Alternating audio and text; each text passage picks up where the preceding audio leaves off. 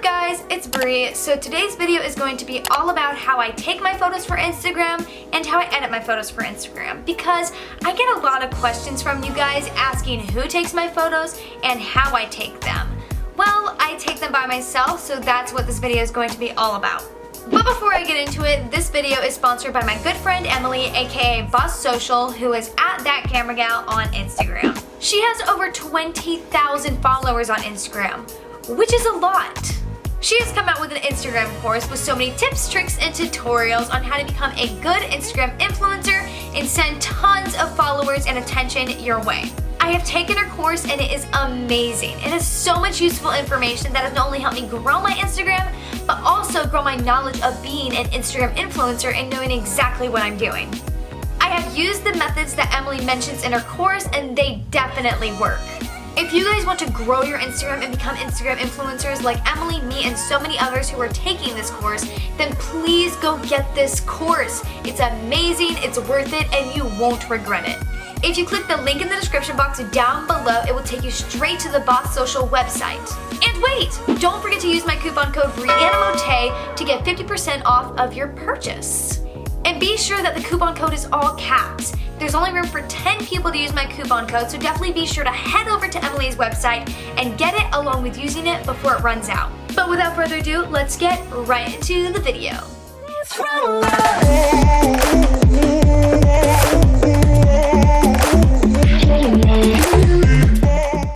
Alright guys, so this video is going to consist of how I take my photos for Instagram by myself, along with how I edit my photos for Instagram by myself. And yes, there will be a few tips and tricks here and there if you want to use them for your Instagram. So I take my photos with two different things depending on where I'm at. For example, if I'm at home or I'm in a comfortable area with like friends, then I'll most likely use my camera and bring my tripod and SD cards and batteries and all that jazz. But if I'm in a public area and I don't feel like, drawing attention to myself, then I'll most likely just use my phone.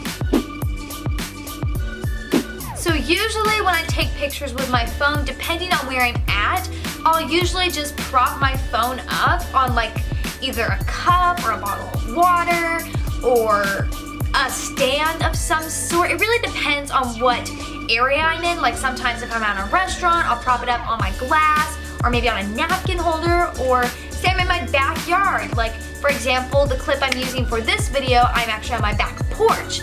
So I used a water bottle on a table, and other times I've actually used the little post, like a fence that's on the patio, and I just like propped my phone on the fence, and there you go, you have your kind of tripod thingy.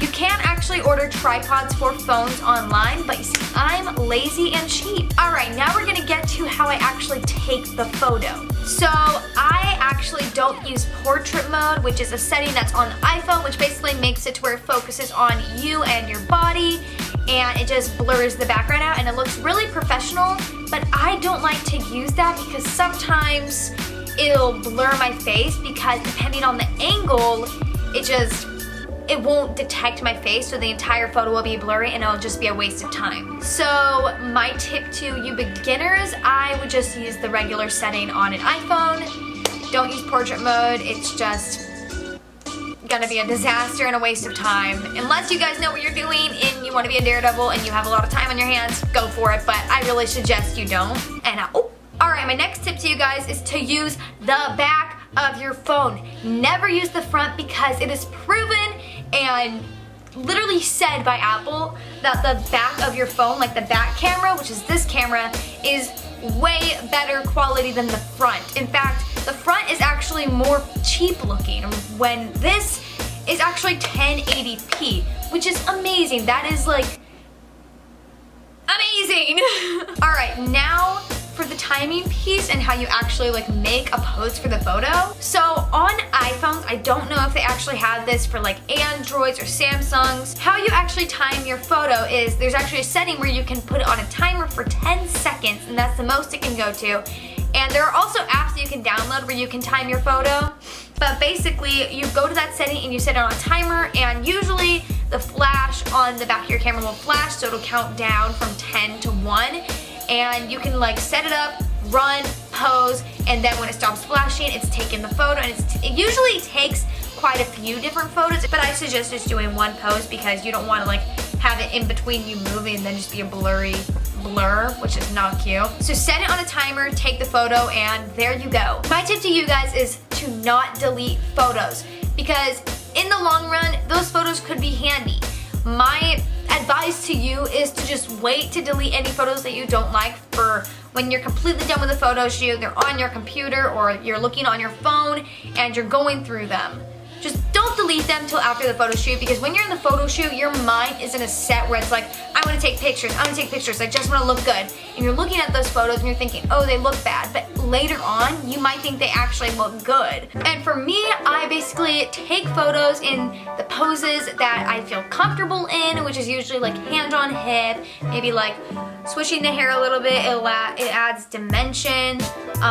You know, a bunch of different stuff, maybe smiling with teeth, maybe a Vogue face, like, oh my god. I don't know what's wrong with me. I'm really hyper. I just had a whole cup of coffee. Love that for me. It's kicking in. I'm about to be bouncing off the walls. I need to stop talking. Moving on. But basically, I just keep taking photos until I get at least 3 that I'm good with. And that is pretty much everything for how I take photos with my phone. Now we're moving on to my camera. Of course, for a camera, the camera I use is a Canon Rebel T6i, if you guys were wondering.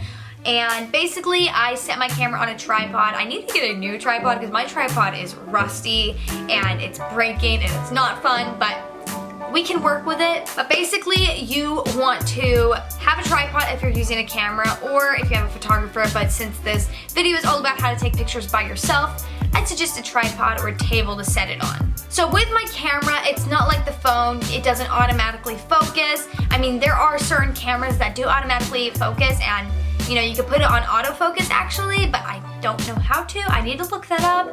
So what I do is I take a few test shots and I mess with the focuser, which is like on the tip of the camera right here, and I'm not gonna touch it because it'll go out of focus really easily. And basically I take a few test shots and make sure that they're at the right stability, they're in the right focus range, they're the right lighting, you know, yeah. And usually after I take those photos, I'll zoom in, see if you can actually see my face clearly, and there you go. And then you're ready to have your photo shoot if they look good. So yeah. And just like the phone, my camera has a setting where you can put it on a 10-second countdown. If you have a Canon, I can't speak. And basically I just pose within those 10 seconds. And once again, don't delete anything until after your photo shoot is over.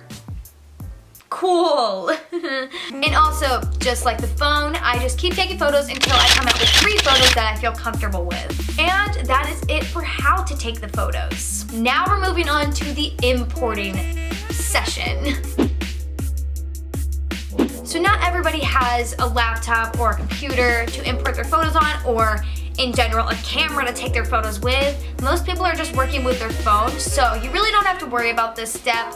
I mean, honestly, for people that just use a phone, just go through your photos and pick the ones you like. So yeah. But for those of you who use a computer and a camera, my suggestion to you is to take your SD card or flash drive or whatever you use, import it onto your computer and put all of those pictures in a folder. Then what you're gonna do is you're gonna take that folder and you're gonna open all of the photos, look through all the photos and pick the ones you like, the ones you don't like, the ones you don't like. I mean, I would suggest keeping those photos for like if you want them later, but if you don't have like a lot of storage or you just don't want them, just delete them. They're useless. Obviously, you're not going to use them most likely. But for the ones you keep, you're going to keep them in that folder. And what I would suggest if you want to post them on Instagram, airdrop them to your phone, or I don't know, use a wire, connect it to your phone, and just put all those photos on your phone. And that is all for the importing section. Now we're moving to editing, and I'm going to show you exactly how I edit my photos and figure them out for my feed. So the first step to editing is cropping my photo.